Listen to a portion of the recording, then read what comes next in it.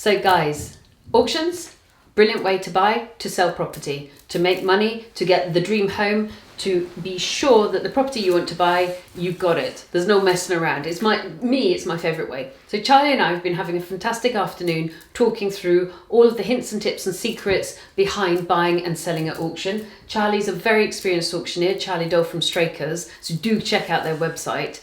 Now we're going to look at what properties sell best at auction. And you're hearing it from the man. Here we go.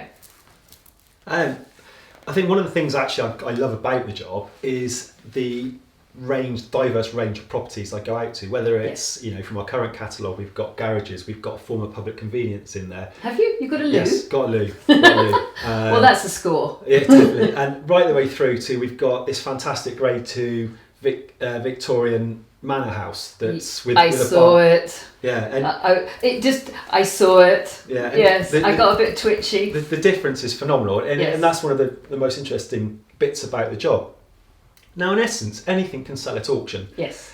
But there has to be this sort of two main elements to it. One, there is the ideal sort of property, and that property is generally it's something that the buyer either is going to fall in love with, and there's going to be loads of competition for. So the manor house. The manor house. Yes. Where I was like, ooh, I wonder if I could live there. Yeah. Or it's going to be something where the buyer can make some money. The competition comes from they can make some money from it. Whether that's our stock property is your basic doer-upper. Yes. Where someone can go in, they can renovate it, sell it back on. Yes.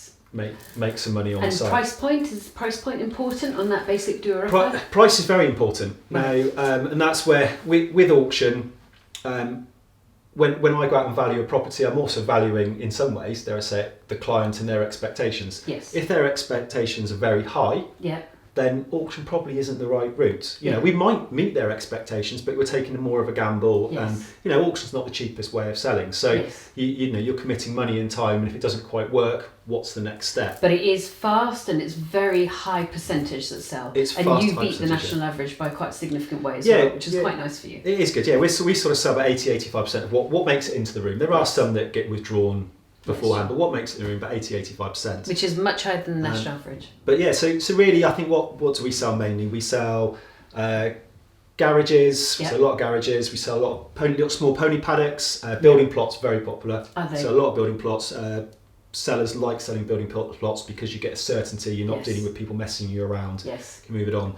And what kind of price point of building plots? And to give you an idea, I just spent £1.5 grand on planning and the application process, and I just got 80 grand. Well, I think, and it was a garden I owned, so it was free to me. So that's quite useful to do. What kind of price points of building plots? Are you talking under 100 or $750,000? We find the bulk of them are probably at the lower end. Yep. I've sold building plots up to sort of about 350, 400. Yep. You do see others sold a bit more. The more expensive the building plot, generally the more work someone wants to put into the research to make sure it's all working. So auction becomes less appealing to the buyer. So quite often they then become more of a private treaty sale. But certainly anything in that sort of around that 100, 150, 200 bracket, we sell loads at that sort of price and it's auction. Fast and it's committed, and a lot of people can afford it, so I presume you get quite a lot of competition as well. You get a lot of competition. We have, for us, a lot of the local builders, developers, they all follow the catalogue, they're all subscribed to us. So as soon as we get a building plot, they know in the area, if there's a building plot coming up, we're one of the more likely agents to be selling it. Yes. So they follow and they get it there. So building plots are good, houses renovation, and then we also get the sort of investments, HMOs. We sell quite a few HMOs. Interesting. And we sell quite a few bits of commercial investments as well. Right.